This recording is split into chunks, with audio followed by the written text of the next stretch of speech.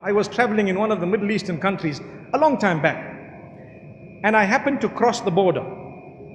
And when I was coming back, I wanted to cross back into the country that I had left from. And it was the time of Jumu'ah, and they told me, you have a Zimbabwean passport, you actually need a visa to go in. And I told him, but hang on, I was here about 10 days back when I was crossing, and no one told me this.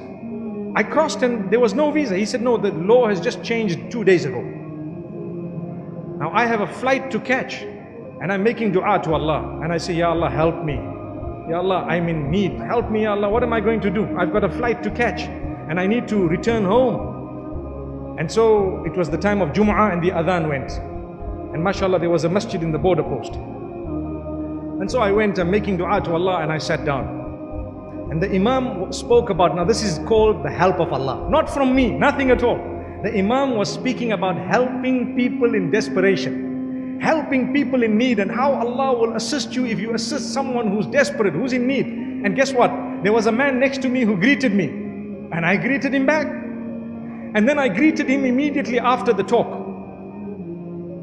And I nodded my head, smiled at him and so on, and we started our salah. We were standing in the saf, straightening, the feet, and I started my salah and I ended. And when I finished, I made a dua to Allah subhanahu wa ta'ala, oh Allah, I don't know, it's only you that's going to help. And so what happened is, I came out, I had hope in my heart, but I was also making a plan B, to say, let's go back and we'll do this, we'll change tickets, perhaps leave from another city altogether. And as I went in, I told this brother who was behind the counter that, look, you know what, please, I need your help. He says, only my boss can do it for you. So can I see him? He says, yeah, well, you can, maybe.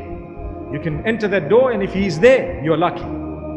So I went by the door, there was someone cleaning. Knocked on the door opened. Who was the boss? The man who sat next to me just the time of the khutbah and salah, and he read right next to me. And guess how I started my story? Assalamu alaikum. You can remember the smile, can't you, So I looked at him and I'm saying to myself, let me try and choose the best way of convincing him such that he will not be able to say no if he has a heart. I said, mashallah, I'm in need. I'm desperately in need. And I'm convinced Allah will send the help.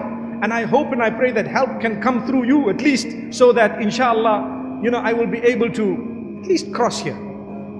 He looks at me and he thought for a moment, and I'm quite certain that the words of the Imam were ringing in his head. And then he tells me something. He says, you're right. It's only from Allah, not from me. He wrote in my passport, this man has been given oral permission to enter the country. The Arab nations, some of them, they have this. I don't know about now, but I'm talking of quite a while back. And he wrote it. I went to the front, the man looked at it and smiled. He stamped it and let me cross. As simple as ABC. But my life was coming to an end, basically, if that didn't happen. Not to an end, but what I mean is, it was going to be quite difficult. And then I told myself, I said, this is Allah subhanahu wa ta'ala. Imagine if we didn't greet. Imagine if I just sat. Imagine if he didn't greet. It was his quality. He was a big boss. I didn't even know. But he greeted, and this is what helped. And I greeted back. And this is why, remember, sometimes we are arrogant. It's shaitan that overtakes us. We are human. We need to check it again. Make sure you remove it. Fight it. Fight it. Be humble. I've seen people with mega wealth, and you'll never pick up that this man has wealth. And I've seen people with next to nothing, and they have their first $1,000, and next thing they feel like, subhanallah, I'm Bill Gates. Allahu Akbar. May Allah subhanahu wa ta'ala grant us goodness of the dunya as well as goodness of the akhirah.